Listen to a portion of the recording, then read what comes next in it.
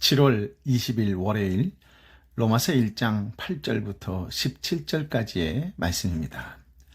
로마서는 성경을 늘 연구하고 묵상하는 학자나 목회자에게도 절대 쉽지 않은 말씀입니다. 그러나 로마서를 잘 묵상하면 복음이 능력이라는 것을 분명히 체험하실 것입니다. 이번 기회에 성경과 노트와 펜을 함께 펼쳐놓고 한 말씀 한 말씀, 한 구절 한 구절을 깊이 묵상하고 또 때에 따라 기록하는 가운데 큰 깨달음과 은혜가 있기를 먼저 축복합니다. 오늘은 본문을 통하여 복음에 드러난 하나님의 의에 관하여 묵상하고자 합니다. 복음에 드러난 하나님의 의에 관하여 함께 헤아려 보고자 합니다. 사도 바울이 로마 교인을 그토록 만나보고 싶어 한 이유가 뭔지 아십니까? 먼저 8절부터 13절까지의 말씀인데요. 함께 읽어보겠습니다. 먼저 내가 예수 그리스도로 말미암아 너희 모든 사람에 관하여 내 하나님께 감사함은 너희 믿음이 온 세상에 전파됨이로다. 내가 그의 아들의 복음 안에서 내 심령으로 섬기는 하나님이 나의 증인이 되시거니와 항상 내 기도에 쉬지 않고 너희를 말하며 어떻게 하든지 이제 하나님의 뜻 안에서 너희에게로 나아갈 좋은 길 얻기를 구하노라. 내가 너희 보기를 간절히 원하는 것은 어떤 신령한 은사를 너희에게 나누어 주어 너희를 견고하게 하려 함이니 이는 곧 내가 너희 가운데서 너희와 나의 믿음으로 말미암아 피차 안위함을 얻으려 함이라. 형제들아, 내가 여러 번 너희에게 가고자 한 것을 너희가 모르기를 원하지 아니하노니 이는 너희 중에서도 다른 이방인 중에서와 같이 열매를 맺게 하려 함이로되 지금까지 길이 막혔도다. 사도 바울은 수신자로 인해 하나님께 가장 감사하는 내용은 그들의 믿음이 온 세상에 전파되었다는 점이지요. 사도 바울은 한 번도 만난 적이 없는 그들을 위해 하나님을 증인으로 내세울 정도로 신실하게 기도했습니다. 기도 내용은 감사 내용처럼 성도의 사회적 신분과 삶의 형편이 향상되는 데 초점을 두지 않았을 것입니다. 수신자를 만나려고 애쓴 까닭이 신앙을 견고하게 하려는 것이기 때문이지요. 그들에게 나눠줄 신령한 은사도 문맥상 신앙을 견고하게 하는 복음적 가르침입니다. 신앙을 견고하게 해서 믿음으로 인하여 피차 안위라고 한다는 위로, 격려 이렇게 받아들이시면 좀 더 쉽겠습니다. 믿음으로 인하여 피차 안위함을, 위로함을, 격려함을 얻으려 했는데 그러면서 시종일관 견고한 신앙에 초점을 두었습니다. 사도는 복음 신앙의 열매를 맺으려고 여러 번 로마를 방문하려는 시도를 했으나 실패했다고 고백하지요. 사도 바울은 무정한 원칙주의자가 아닙니다. 그의 인사말에는 가족을 애타게 그리워하는 편지로 착각할 만큼 수신자를 향한 기쁨과 간절함과 아쉬움이 담겨 있지요. 이런 애정이 있어야 교회를 더불어 살아가는 가족 공동체다라고 할 수 있습니다. 그런데 사도 바울이 원칙 없이 따뜻하기만 했던 것도 아닙니다. 그 따뜻함은 신앙을 견고하게 하려는 목표가 분명했지요. 복음을 영접할 때처럼 신앙을 견고하게 하는 일에도 믿음이 필요합니다. 같은 신앙을 가진 성도는 존재 자체로 서로를 위로 격려하지요. 이렇게 신앙에 기초점을 둔 애정 표현이라야 교회가 친목회로 변하지 않고 하나님 나라를 드러내는 기관으로 견고하게 성장합니다. 내가 굶는 한이 있어도 자식을 출세하게 하려는 방향으로 애정을 표현하는 부모가 많이 있지요. 좋은 대학에 진학하고 좋은 직장 구하고 좋은 아내를 얻는 것에 초점을 둡니다. 시종일관 성공에 초점을 둔 애정이지요. 자식의 사회적 신분 상승을 간절히 바라며 그렇게 뒷바라지 못한 것을 아쉬워합니다. 이런 식의 애정 표현은 인생에서 가장 중요한 것이 사회적 성공이라는 가치관을 반복해서 심어줍니다. 그리고 어느 순간 가족조차 더불어 살기 힘든 세상을 만들지요. 성공을 위해 치열한 경쟁으로 서로 격려할 힘을 잃게 되기 때문입니다. 서로 위로할 힘을 잃게 하기 때문이지요. 교회는 이러한 세상 풍조에 저항해야 합니다. 복음 신앙이 견고해지는 것이 기도 내용이자 감사 내용이 되어야 합니다. 신앙을 견고하게 하려는 목표와 방향이 분명한 애정이라야 하나님 백성답게 성장하게 도울 것입니다. 사도 바울이 이토록 애정을 보이는 까닭이 무엇일까요? 그것은 빚진 마음 때문입니다. 14절 15절인데요. 헬라인이나 야만인이나 지혜 있는 자나 어리석은 자들에게 다 내가 빚진 자라. 그러므로 나는 할 수 있는 대로 로마에 있는 너희에게도 복음 전하기를 원하노라. 사도 바울은 한마디로 복음을 듣지 못한 모든 사람에게 빚졌다라는 뜻입니다. 사도 바울은 주님께서 복음을 전하게 하시려고 자신을 불렀다는 그 부르신 목적을 단 한 번도 잊지 않았다라고 하는 말씀이지요. 직접 만나서 빚을 갚을 상황이 막히자 서신으로라도 복음 전하기를 원했습니다. 이 빚진 마음이 때마다 교회를 갱신하며 부흥하게 했던 로마서를 작성하는 동기였던 것이지요. 하나님은 로마로 가려는 사도 바울의 간절한 소원을 막으심으로 로마서가 기록되게 섭리하셨습니다. 사도 바울의 빚진 마음만큼은 귀하게 사용하셔서 후대 성도들까지 견고한 신앙의 유익을 얻도록 합력해서 선을 이루셨습니다. 복음을 빚진 자는 그 복음을 전할 의무가 있습니다. 하나님은 빚진 마음을 사용하셔서 복음이 전파되게 하시지요. 복음을 전파할 대상이라고 하면 우리는 일단 불신자부터 생각납니다. 복음 전파는 주로 교회 바깥을 향한 활동처럼 느껴지고요. 그런데 지금 로마서의 수신자들은 이미 복음을 아는 성도입니다. 게다가 당시의 로마 교회는 믿음이 좋기로 세상에 소문난 교회였습니다. 즉 사도 바울은 독실한 성도에게 복음을 전하려고 애썼던 것입니다. 교회를 대상으로 복음을 전하려고 열정을 불태웠습니다. 이것은 사실 사도 바울의 독특한 습관이 아닙니다. 성경 66권 모두가 교회를 대상으로 선포한 하나님의 말씀이기 때문에 그렇지요. 성경은 불신자를 위한 전도지라기보다는 교회를 위한 서신입니다. 교회가 복음 신앙에 견고해야 시대 풍조에 휩쓸리지 않고 바른 신앙을 상속할 수 있습니다. 그리고 복음 신앙에 견고하여지려면 성숙한 성도도 복음을 반복해서 들어야 하지요. 복음을 부끄럽게 여기는 무리는 어느 시대에나 있습니다. 당시 유대인들은 복음을 꺼림직하게 여겼습니다. 왜냐하면 나무에 달린 자는 하나님께 저주받았다는 신명기 21장의 말씀 때문에 나무 십자가에 달려 죽은 자를 메시아로 믿기 힘들었습니다. 로마인은 복음을 미련하게 여겼습니다. 흉악범을 처형하는 십자가 형틀에 달려 죽은 자를 메시아로 믿으라는 것이니 어찌 로마인들이 복음을 받아들일 수 있었겠습니까?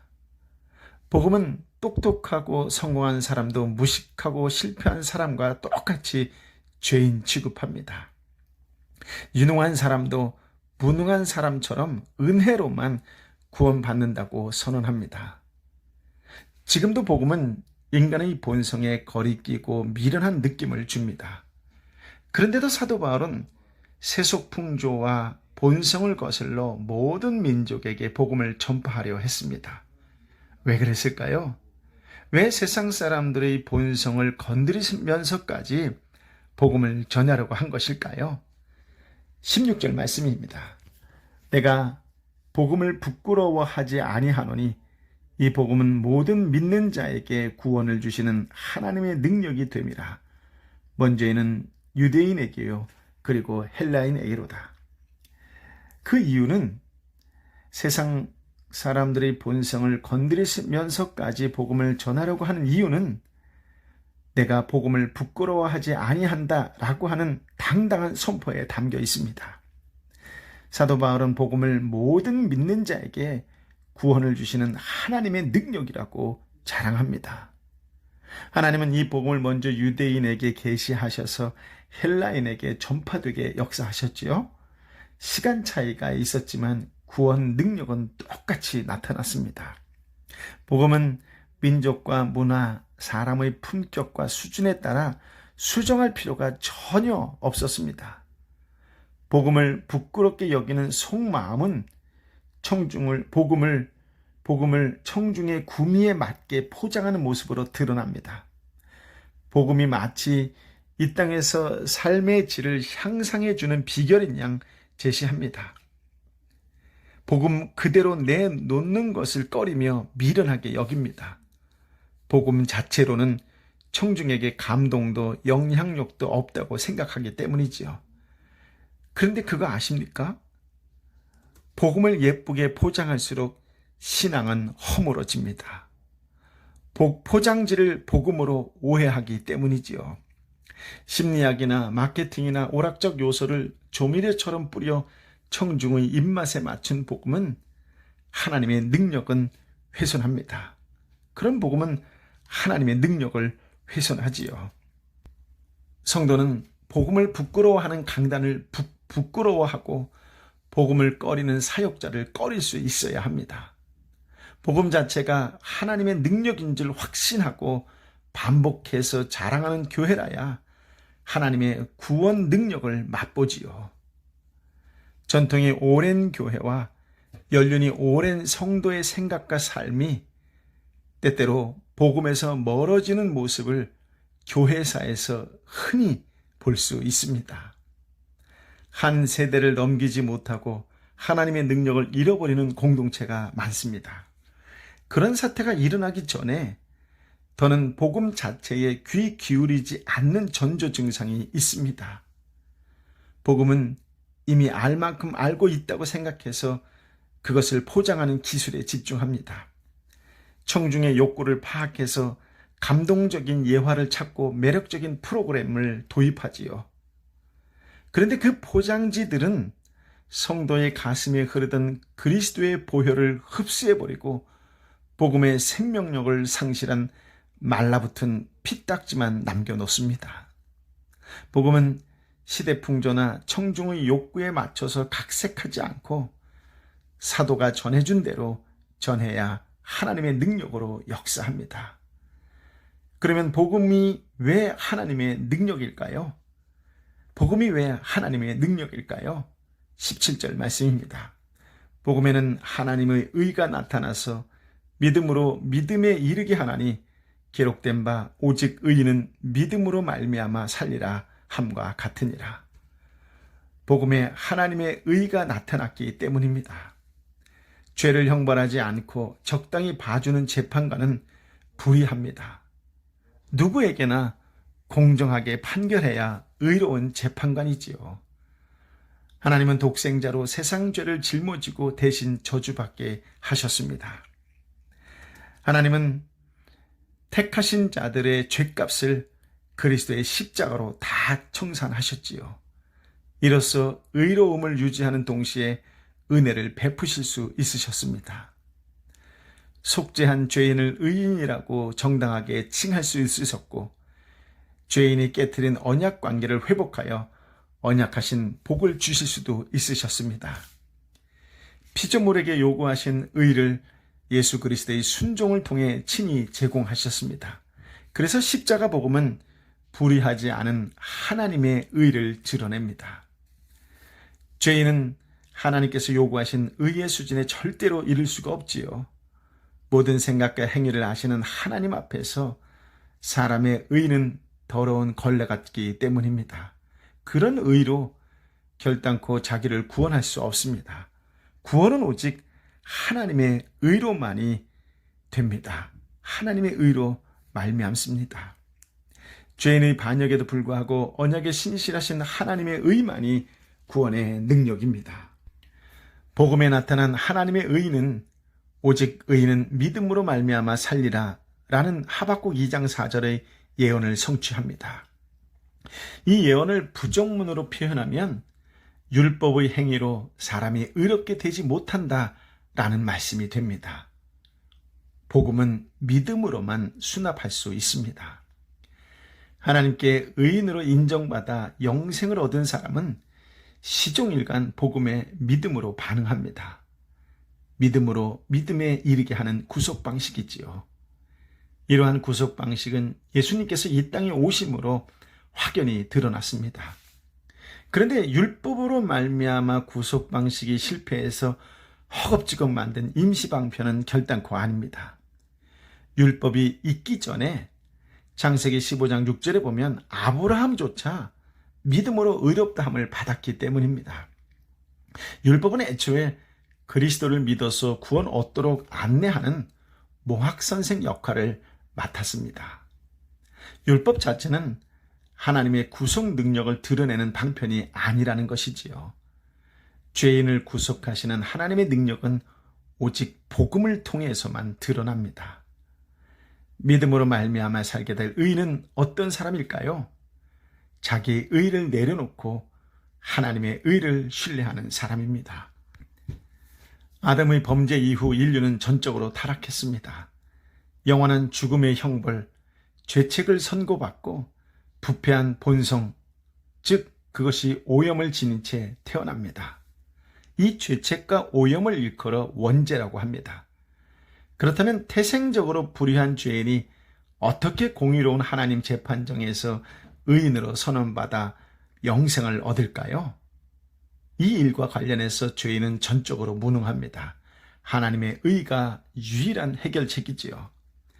예수님은 십자가에서 대속의 죽음 형벌을 받으심으로 하나님께서 선택한 자들의 죄책 문제를 단번에 영원히 해결하셨습니다. 율법의 정죄에서 벗어나게 하셨지요. 그리고 어린 양의 피를 뿌려 부정을 제거했던 표상을 따라 예수 그리스도의 보혈로 죄인을 하나님 보시기에 정결하게 하셨습니다. 그래서 하나님께서 제공하신 의를 믿는 사람만이 영생을 얻습니다. 복음은 죄인을 구원하시는 하나님의 능력입니다. 믿음은 이 능력을 덧입게 하는 수단이지요. 여기서 주의하셔야 할 것은 사람의 믿는 행위가 하나님이 구원 사역에 협력하는 공로가 된다는 뜻이 절대 아니라는 점입니다. 믿음이라는 통로를 통해 하나님의 구원 능력이 작용한다라는 뜻입니다. 사도 바울은 계속 복음과 함께 믿음을 강조했습니다. 하나님께서 제공하신 의만이 하나님을 만족스럽게 합니다. 그래서 하나님의 의를 믿음으로 수용한 사람만 의롭다고 칭하시는 것이지요. 이신칭의라는 말을 아실 것입니다. 인간의 의가 아니라 하나님의 의를 신뢰하여 구원을 얻게 하시는 구속 방식을 뜻합니다. 이 의는 인간에게는 도무지 찾을 수 없는 이질적인 것이어서 마틴 루터는 이것을 일컬어 인간 외부에서 오는 낯선 의라고 불렀습니다. 우리 내부가 아니라 외부에 있는 것이 우리를 의롭게 하는 것이지요. 그래서 구원은 전적으로 하나님의 은혜입니다. 복음의 능력 안에서 날마다 성장하는 의인이 되시기를 예수님의 이름으로 축복합니다. 아멘. 아버지 하나님, 참으로 귀한 말씀, 생명의 말씀을 우리에게 허락하여 주시니 감사합니다. 복음이 무엇인지 분명히 알게 하여 주시고 복음을 통하여 우리에게 주시고자 하는 은혜가 있음을 깨닫게 하여 주시니 감사합니다. 바울이 복음을 위하여 그의 생명을 바쳐 하나님께서 주신 소명과 사명을 잘 감당했었던 것처럼 이 땅에 먼저 믿는 은혜를 받은 우리도 하나님께서 주시는 그 사명에 따라 소명을 다하는 믿음의 사람이 되게 하여 주옵소서. 아버지 하나님, 로마서를 통하여 복음이 무엇인지, 예수 그리스도가 누구이신지, 하나님이 어떤 분이신지를 더욱 깊이 알아가는 깨달음과 또 놀라운 은혜를 덧입게 하여 주시어서 이 땅에서 진정한 하나님의 의를 드러내는 축복과 구원과 은혜의 통로의 삶이 되게 하여 주옵소서. 복음을 알아가면 알아갈수록 그 능력으로 인하여 내 삶에 예수 그리스도의 향기가 드러나는 삶이 되게 하여 주옵소서. 이 땅과 열방의 어두운 모든 역사가 복음으로 인하여, 복음의 능력을 믿는 우리로 인하여 도망가고 물러나는 역사가 일어나게 하여 주옵소서. 그렇게 오늘 우리가 삶 속에서 쓰임받는 하나님의 사람이 되게 하여 주옵소서.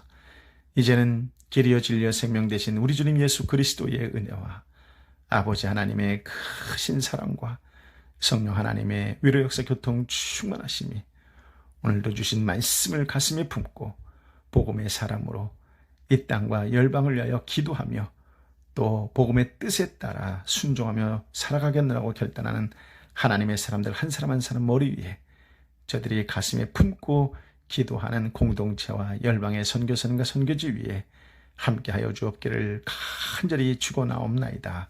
아멘.